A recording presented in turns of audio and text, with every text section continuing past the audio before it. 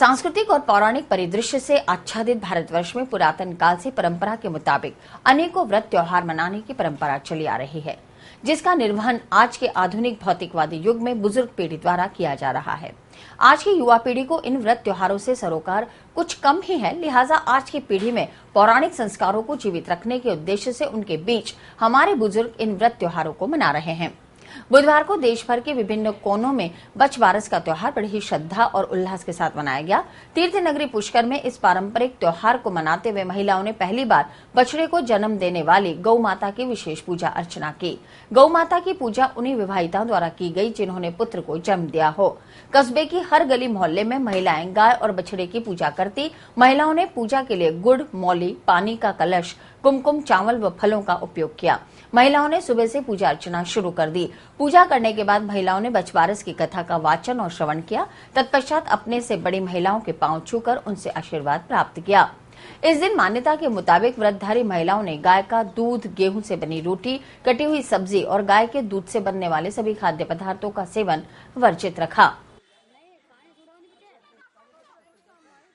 गाय की पूजा करा, कहानी सुना और मक्की की रोटी खावा और बाजरे की रोटी खावा।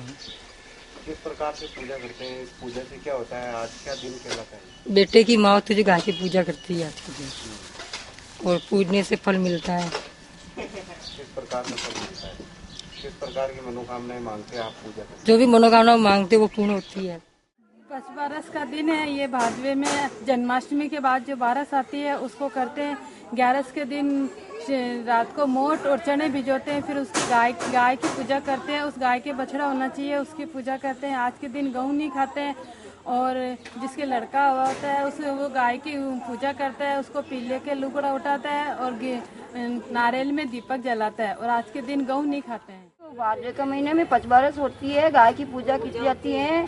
सुहागन लुगाएं, पति की पत्नी और बेटे की माँ पूजा करती हैं, जिससे घर में सुख शांति रहती है।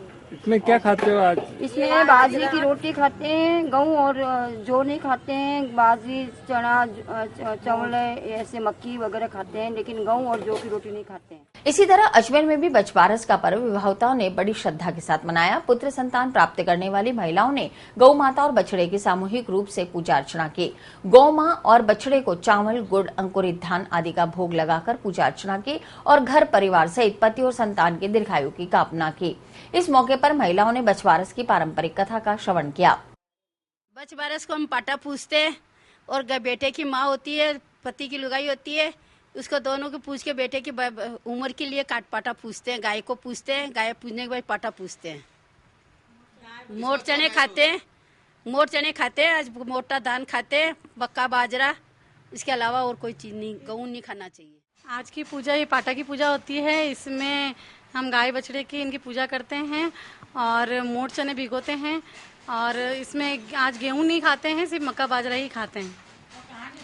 कहानी सुनते हैं, भैया निकालते हैं, और ये सिर्फ पति और बेटे की लंबी उम्र के लिए किया जाता है। बेटे के लिए करते हैं, और गाय की भी पूजा करते हैं, पाटे की भी पूजा करते हैं, और मायने निकालते हैं, मक्की बाजरा खाते हैं, गेहूं नहीं खाते, इसका उजरना करते हैं।